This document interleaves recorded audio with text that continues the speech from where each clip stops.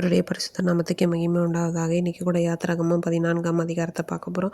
இந்த அதிகாரத்தில் கூட என்ன பண்ணுறாங்கன்னா, இசப்பா மோசேன்னு பார்த்து சொல்கிறாங்க, நீங்கள் என்ன பண்ணு அப்படின்னா, சமுத்திர கரையில் என்ன பண்ணு, பாளையம் இறங்க. அதாவது மிக்தோல் சமுத்திரத்துக்கு நடுவே இருக்கிற பாகால் செபோன் அந்த ஈரோத் பள்ளத்தாக்கு முன்னடையில் நீங்கள் பாளையம் இறங்குங்க அப்படின்னு சொல்லிட்டு சொல்கிறாங்க. அப்போ பார்வோன் என்ன நினைப்பானா, இஸ்ரவேல் புத்திரருக்கு வழி தெரியல, அவங்க என்ன ஆச்சு, காட்டில் மாட்டிக்கிட்டாங்க, வனாந்தரத்தில் மாட்டிக்கிட்டாங்க அப்படின்ற மாதிரி அவன் நினைப்பான்னு சொல்கிறாங்க.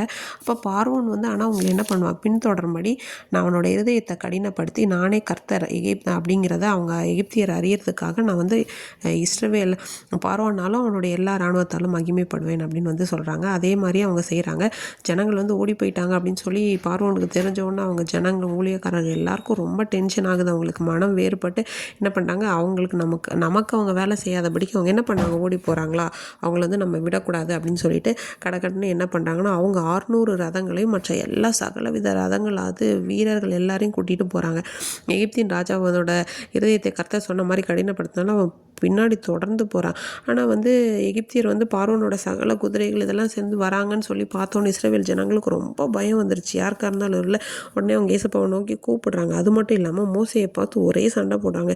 எகிப்தில் எங்களுக்கு கல்லறை இல்லையா, அதனால தான் இந்த காட்டில் சாகும்படி கூட்டிகிட்டு வந்தியா, அப்படியா இப்படின்னு போட்டு சண்டை போடுறாங்க. நாங்கள் இங்கே இருக்கிறத செத்து போகிறத பார்க்கலாம், அங்கே வேலை செஞ்சு சும்மா இருந்திருப்போமே அப்படின்னு சொல்லி. அப்போ மோசே சொல்கிறாரு, பயப்படாதிருங்க, நீங்கள் இன்னைக்கு கர்த்தர் உங்களுக்கு செய்யும் என்ன, அதை ரட்சிப்பை பார்ப்பீங்க, நீங்கள் சும்மா இருப்பீங்க, கர்த்தர் உங்களுக்காக யுத்தம் பண்ணுவார் அப்படின்னு சொல்லிட்டு என்ன பண்ணுறாங்கன்னா, நீங்கள் இப்போ அப்படின்னு சொல்லிட்டு ஏசப்பாட சொல்லும் போது கர்த்தர் சொல்கிறார், நீ என்கிட்ட முறையிடாத, உன்னோட கோலை எடுத்து இந்த சமுத்திரத்தோட மேலே நீட்டி அதை பிளந்து விடுன்னு சொல்லும்போது அதே மாதிரி செய்கிறாங்க. அப்போ ஜனங்கள் வெட்டாந்தரையில் நடந்து போவாங்க அப்படின்னு சொல்கிறாங்க.